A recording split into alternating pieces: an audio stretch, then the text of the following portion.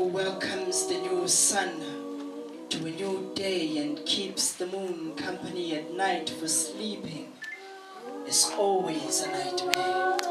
And for she seeks justice informally, for maybe in this case the ancestors might just perhaps care. For nobody in the community seems to care, so they decide to swear at her and God at the same time by sticking their middle fingers in the air. For domestic violence is silenced to the judge's judgment, so the treatment she is getting cannot be paid to the woman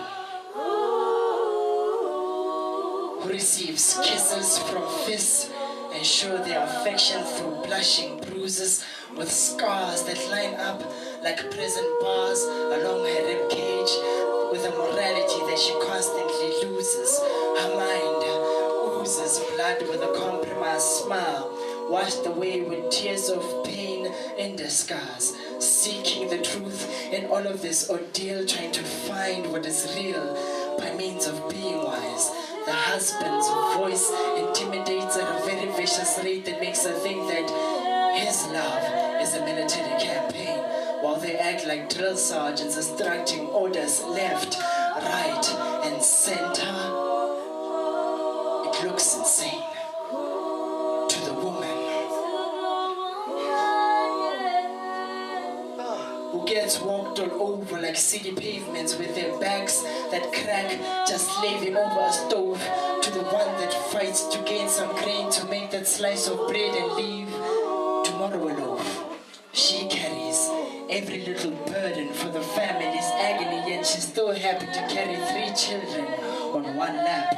Life might have confined her to a usual routine, but life's circumstances towards her are a death trap. She builds the foundation of the household with the feminine teachings, hoping it will hold strong like a the patience of one day that the dark cloud that covers the rooftop will move with threatening storms that are ancient. To the woman who seeks peace in the face of defeat, for she cannot make ends meet, battling on a daily basis whether to run away far with no direction or just stay and take a seat. Sisters who are breadwinners because the men are outdoor happy sinners and run away from their duties.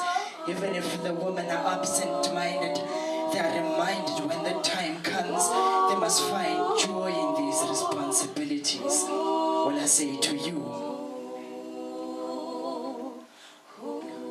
women who sing to the sun like angels and are thankful for another day, who don't take on problems with revenge, yet they find peace by means to pray. Hope glances over her eyes that bring shame to any demise. That is why change will eventually come. With their faith that amazes beyond compare, with their soul's depth as deep as a rippling drum. To the woman who constantly keep the heavenly ears open, I say this to you today: nothing is lost in the eyes of God. Nothing is lost in the eyes of God.